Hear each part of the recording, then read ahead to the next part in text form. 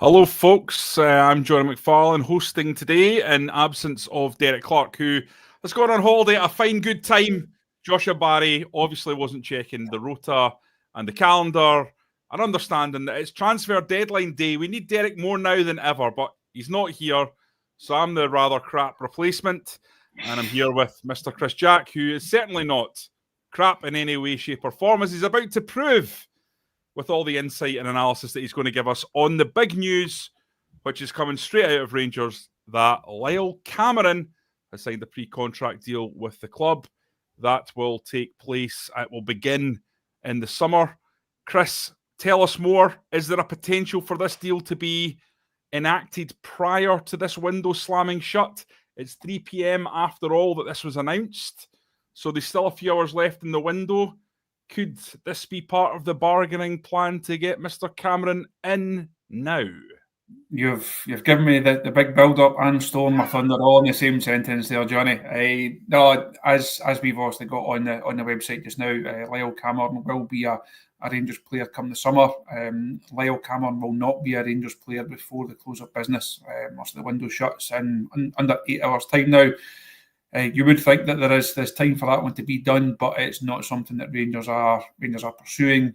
He will remain a Dundee player for the remainder of the Premiership campaign. Rangers been linked with him for a long time. We reported on the site earlier in January that he was a player that Rangers liked and that they were trying to get to sign that pre-contract deal.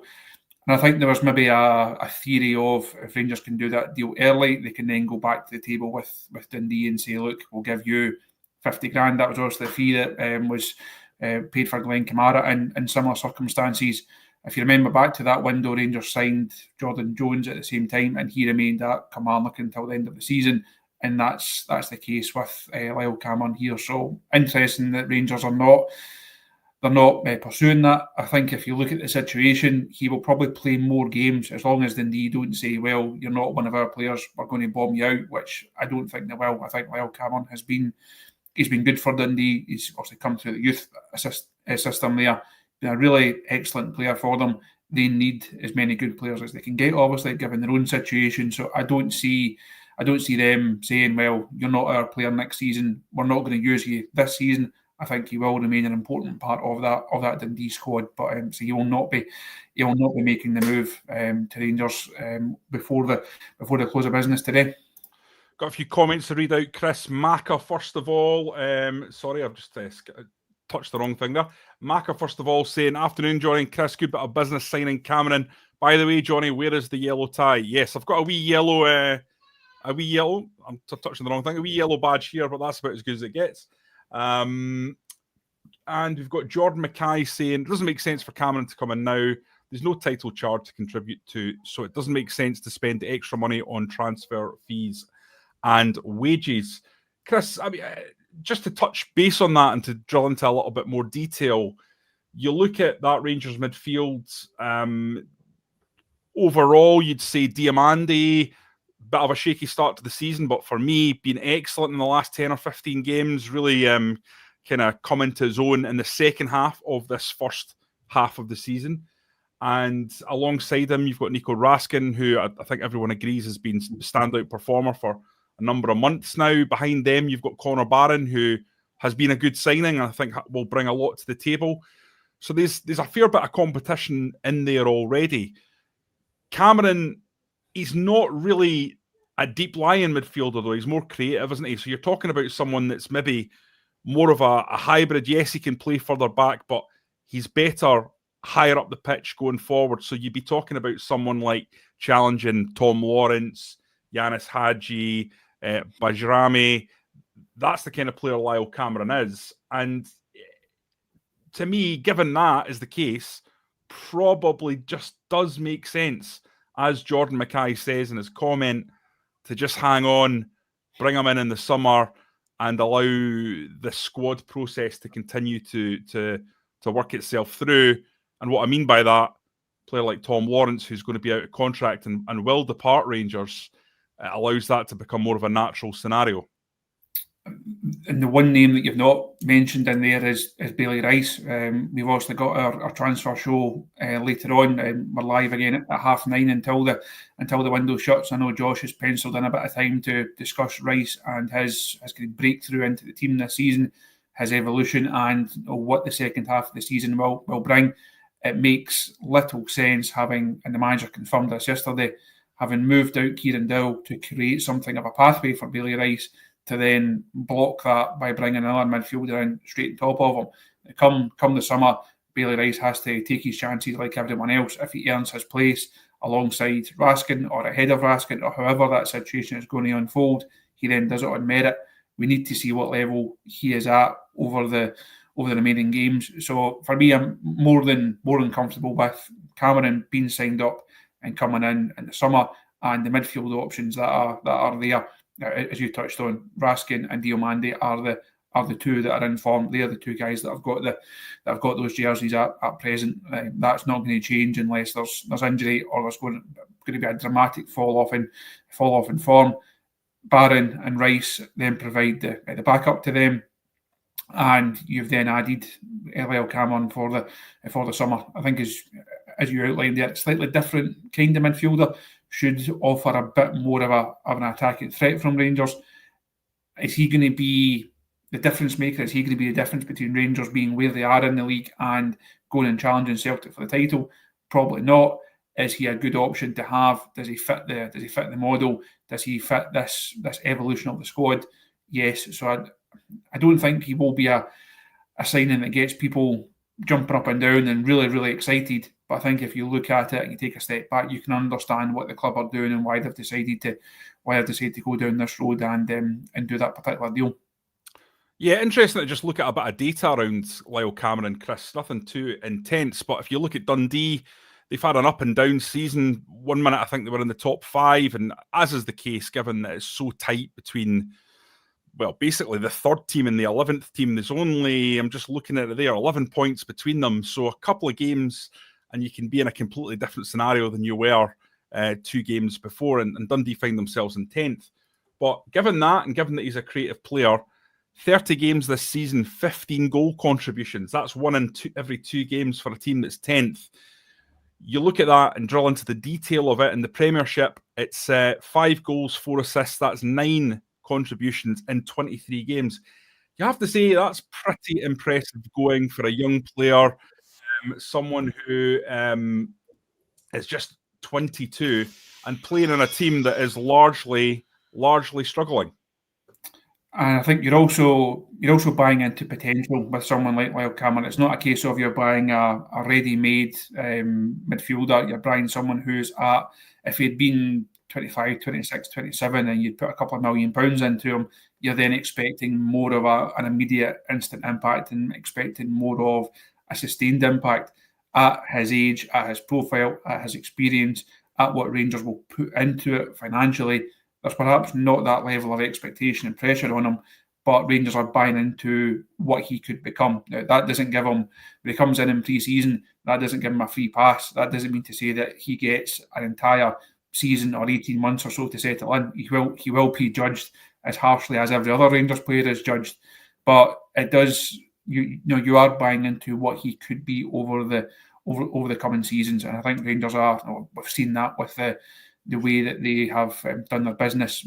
Myself and Josh spoke a bit about that this morning, in terms of Igaman, in terms of Inciala, in terms of Jefty. They're going in a different direction. They're buying slightly younger, buying a different profile, and hoping that they can develop and they can eke out as much potential and as much value out of players as possible. So I think this ticks a lot of boxes for Rangers. It might not be a headline-grabbing deadline day signing, but I think it makes enough sense for Rangers to do it. And then obviously come next summer, we will see what he can actually bring to the party. Yes, indeed. Just to move back to Bailey Rice, who you mentioned earlier on, Chris, Neil Jameson saying Bailey Rice is every bit as good as Lennon Miller, which is a good segue into a number of comments about Lennon Miller. What happened to Lennon Miller? Asked Willie Thompson. Darren Nielsen saying we can't afford Miller. It's as simple as that. Maka saying, is Lennon Miller still an option or is it just a rumour? I don't know if WhatsApps have been doing the rounds today. Chris, my understanding is that there's more realistic interest in Lennon Miller from across the city, but also significant interest from Italy and the Premier League, and that it's more than likely that when Lennon Miller goes, he won't be going to Ibrox.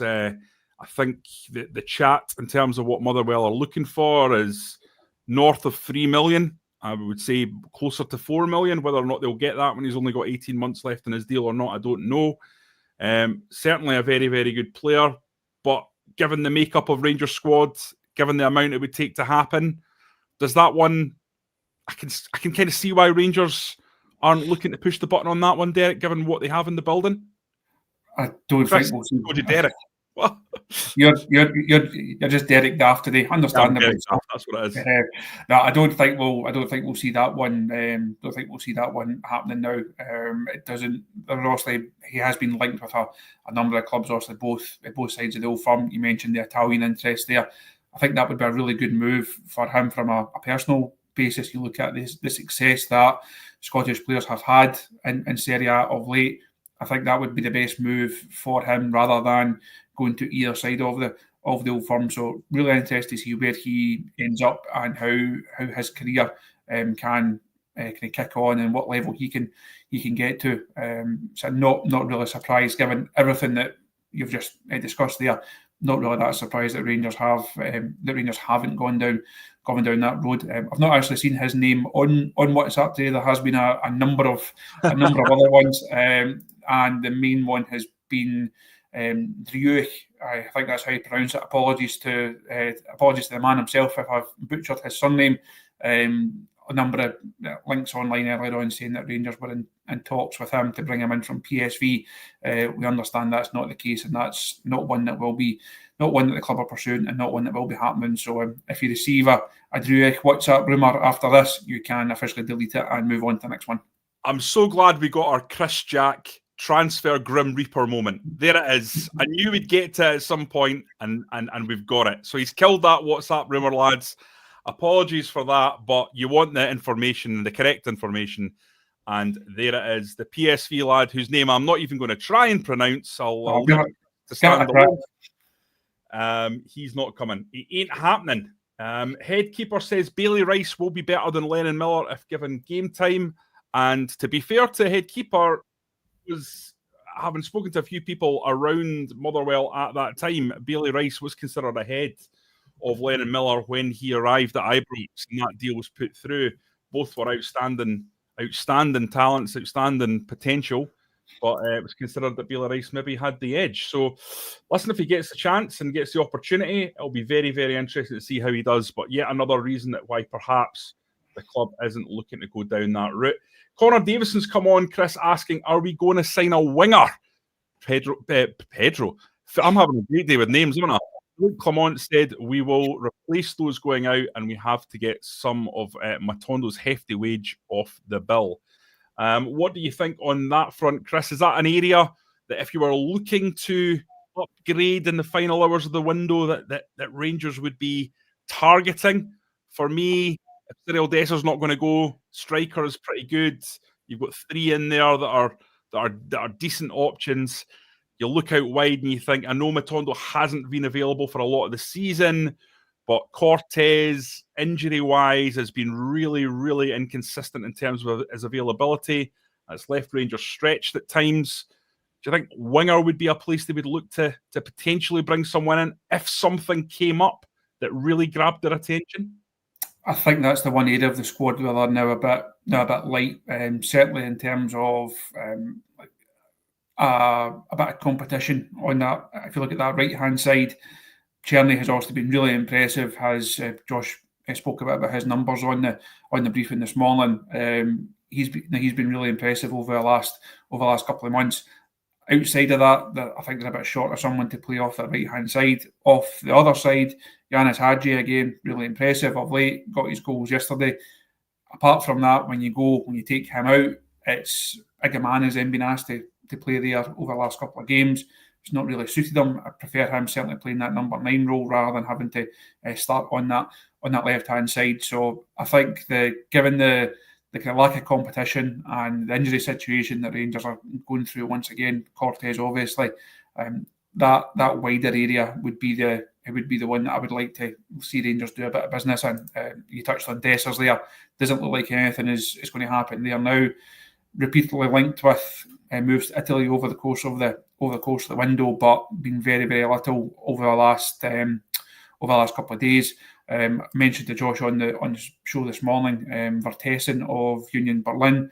There was an interest from Rangers in there, but he's now going to Salzburg. Rangers look to have trying to get involved in that one late on, but that's not going to happen. Maybe suggesting that they're happy with what they've got and that Dessers is not going to move on. If Dessers doesn't move on, you're not going to go and sign another centre forward. So it doesn't look like there's much happening in that area of the pitch. In terms of anyone else, that's always the next question. Every time you tweet an update, it's a case of yes, but who's next? What else is going? I don't want to say yes or no. Rangers sources they are not confirming anything either way. So very much a wait and see. Of course, as I mentioned earlier on, we're back on the show later on. Hopefully, by the time we're live at 9:30, we'll have a bit more of an idea if anything's doing, and of course if anything unfolds over the hours in between, we'll certainly be across that. But no one has said Rangers are definitely done for the day, and no one has said yes, there's going to be another one. So take from that what you will. Depends on whether you're a glass half full or glass half empty. If I was a betting man, Chris, I'm just going to put my name to this. If it was a betting man, I think there may be some irons tentatively in the fire. Whether or not any of those will come off, we will see. But I think we've been at this stage in previous transfer windows where we've spoken to sources at the club and they've said there's not going to be more unless something outrageous happens. And I don't think we're in the, someone coming in with a £30 million bid for Igaman that you can't turn down.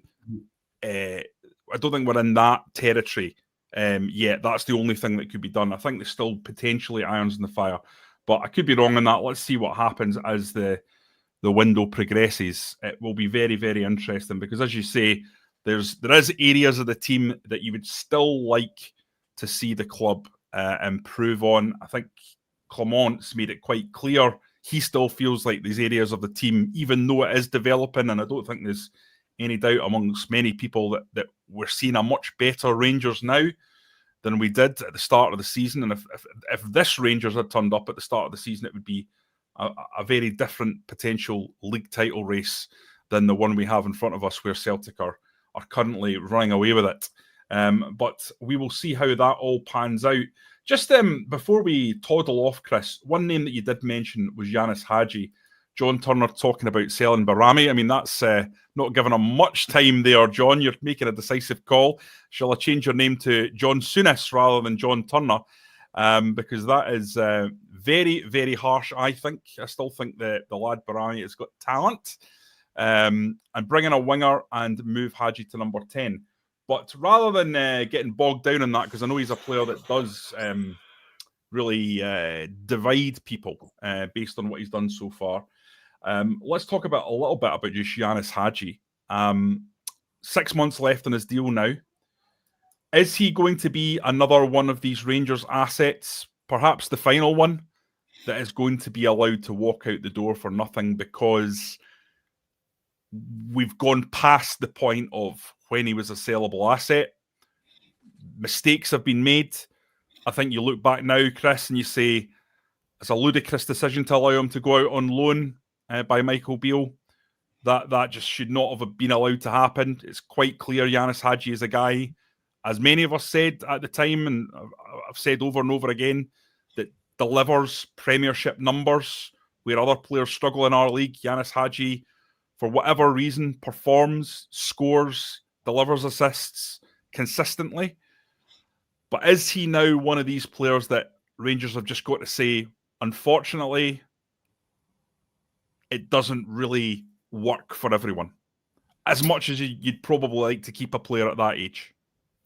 The manager was asked about Hagi and Czerny in the same question in the press conference yesterday, and said he wanted to keep both of them because you cannot keep going through as big a turnover as they have had of late. You need to have guys who are proven and sustained members of the squad. Hagi obviously falls into that category. I think he likes it here. He seems to be a guy who likes the madness almost. He likes the pressure and the expectation and the big nights at Ibrox. He gets it. He buys into it. I think that type of thing brings out the best in him. If he was to move on and he goes to a club where there's not that same pressure, there's not that same expectation, I don't think you would see the best of Ianis Hagi. If you think back to the summer, there was not exactly a huge line of clubs standing one after the other to say, we'll make you a contract, we'll take you away from Rangers. That contract situation rumbled on, and thankfully from a Rangers perspective, it got sorted and he's come back in, and he's been, as I touched on earlier on, I think he's been impressive since he has come back in. It will come down to what he's looking for and what Rangers want to offer him. There's a new wage structure has been put in place for this season.